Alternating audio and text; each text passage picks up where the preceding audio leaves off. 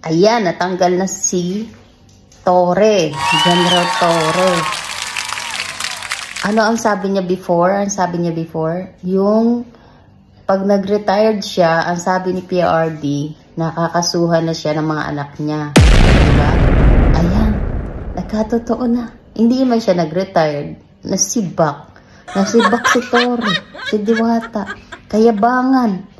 Ang kayabangan talaga hindi mananalo yan. Diba? Ang karma talaga, nandyan, digital talaga ang karma. Diba?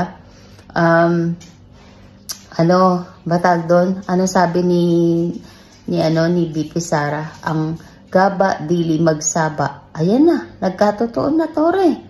Yari ka na, ha? Harapin mo na yung mga kaso mo.